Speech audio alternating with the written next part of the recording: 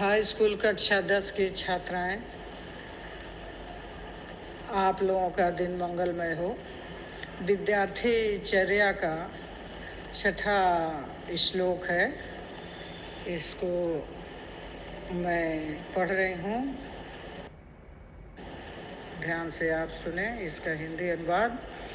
सत्यम Buryat प्रियम बुर्यान, Buryat सत्यम प्रियम, प्रियम च नानृतम बुर्यादेश धर्म सनातनम।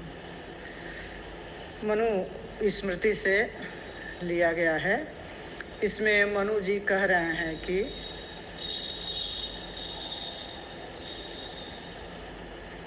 सत्य बोलना चाहिए, सत्यम बुर्यात, और इसको संविच्छेद कर देंगे तो सत्यम बुर्यात प्रियम बुर्यात। तो सत्य बोलना चाहिए, प्रिय बोलना चाहिए, और ये नौ में से ये संविच्छेद होगा तो बुर्यात नौ, नौ बुर्यात सत्यम और प्रियम संविच्छेद करते हुए कि सत्य अप्रिय नहीं बोलना चाहिए, सत्य बोलना चाहिए, प्रिय बोलना चाहिए, और सत्य अप्रिय नहीं बोलना चाहिए। माने ऐसा सत्य नहीं बोलना चाहिए जो अप्रिय लगे, अच्छा न लगे।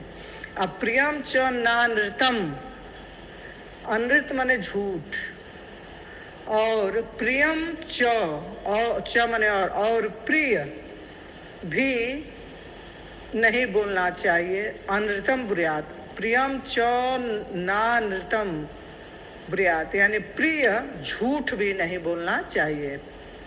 जो प्रिय लगे लेकिन झूठ हो ऐसा भी नहीं बोलना चाहिए। बुर्यात ऐसा धर्म सनातन, ऐसा इसमें से संविच्छेद हो जाएगा तो बुर्यात ऐसा, दो का तो हो जाएगा, ऐसा हो जाएगा, यानी प्रियम च नानृतम बुर्यात ऐसा धर्म सनातनम। प्रिय और झूठ भी नहीं बोलना चाहिए, ऐसा प्रिय भी नहीं बोलना चाहिए जो झूठ हो, असत्य हो। ऐसा माने यही सनातन धर्म है।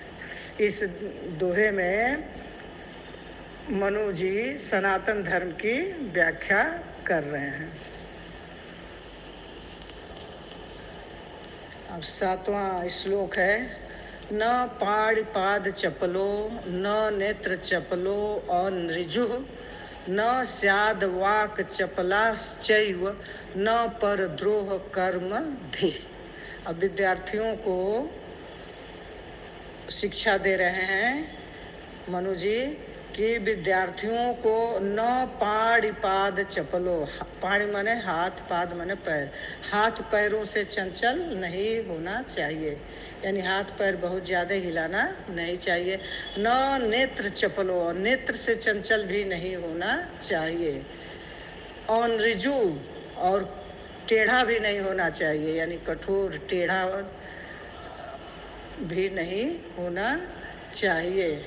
टेढ़ा चालाक कहते हैं, नेत्रों से चंचल टेढ़ा और चालाक भी नहीं होना चाहिए। न स्याद वाक चपला, और बाणी से भी चंचल नहीं होना चाहिए, यानी ज़्यादा बोलना भी नहीं चाहिए। न पर द्रोह कर्म धी, धी माने बुद्धि होता है। तो यहाँ पर बता रहे हैं कि विद्यार्थियों को, पर माने दूसरों को, दूसरों से या दूसरों के साथ द्रोह करने वाली, कर्म माने करने वाली, धी माने बुद्धि भी नहीं होनी चाहिए। दूसरों के साथ द्रोह करने वाला बुद्धि भी नहीं रखना चाहिए, या दूसरों से बैर भी नहीं करना चाहिए। 8वां श्लोक।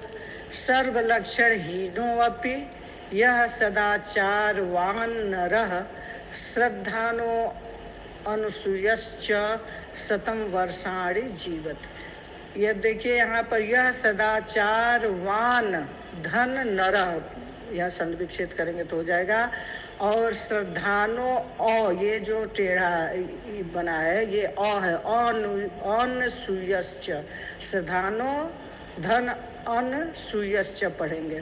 तो आप संदर्भ से व्याख्या लिखिएगा कि प्रस्तुत दो श्लोक हमारे पाठ्य पुस्तक संस्कृत पद पीयूष के विद्यार्थी चर्या पाठ से अवतरित है और इसमें दीर्घायु प्राप्त करने के उपाय को बताया जा रहा है। मनु जी कहते हैं कि सर्व लक्षणहीनो अपि, यदि किसी भी व्यक्ति में कोई भी लक्षण नहीं है, सभी लक्षणों से, लक्षण माने शुभ लक्षणों से हीन है, रहित है, यानी उसमें कोई भी शुभ लक्षण नहीं है, लेकिन यह माने जो सदाचारवान नर माने मनुष्य, लेकिन जो मनुष्य सदाचारी है, श्रद्धालु है, अनसूयश्च और दूसरे की निंदा या दूसरे से ईर्ष्या जलन न करने वाला है, वो शतम वर्षाणि जीवति, वो 100 वर्षों तक जीता है।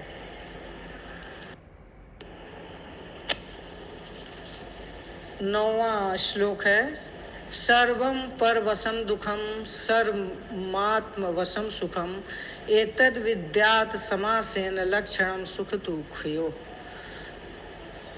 सर्वम परवशम दुखम, सर्वम माने सब, परवश माने दूसरे के बस में, दुखम माने दुख है, यानी दूसरे के बस में रहना। इसमें मनु स्मृति से ये लिया गया है और मनु जी इसमें कह रहे हैं कि सुख और दुख का लक्षण बता रहे हैं इसमें, और कह रहे हैं कि दूसरे के बस में रहना दुख ही दुख है, सब ही प्रकार के दुख हैं। सर्वम माने दुख ही दुख, समझिए, सर्व माने सब दुख है, और सर्व आत्म वशम सुखम, और अपने वश में स्वाधीन रहने में सब सुख ही सुख है, माने ज्यादा सुख है। दूसरे के बस में, पराये के बस में रहना या पराधीन रहना दुख ही दुख है, और अपने बस में रहना या स्वतंत्र रहना, आत्मवश में रहना सभी प्रकार के सुख हैं। एतद विद्यात, ये विद्यात माने जानना चाहिए, समासेन माने संक्षेप में क्या जानना चाहिए, एतद माने यह जानना चाहिए, लक्षण संक्षेप में यही लक्षण सुख दुखयो, सुख और दुख का यही लक्षण समझना चाहिए कि दूसरे के बस में रहना दुख ही दुख है, और अपने वश में स्वाधीन रहने में सब सुख है। यही संक्षेप में सुख और दुख का लक्षण समझना चाहिए। अब विद्यार्थी चर्या का अंतिम 10वां श्लोक है, एकाकी चिंतये नित्यं विविक्ते हितमात्मनः एकाकी चिंत्यानो ही परमं श्रेयो अधिगच्छति। इसको मोस्ट इम्पॉर्टेंट समझ लीजिएगा। इसमें मनु जी मनुष्य की किसमें भलाई है या मनुष्य के कल्याण के उपाय बता रहे हैं। कह रहे हैं मनु जी कि एकाकी चिंतये नित्यम, नित्यम माने प्रतिदिन, एकाकी माने अकेले में बैठकर, विविक्ते माने एकांत में, एकाकी माने अकेला, एकांत में नित्य बैठकर, हित मात्मना, आत्मना माने अपने भला के विषय में सोचना चाहिए, अपने हित के विषय में सोचना चाहिए, भलाई के विषय में सोचना चाहिए।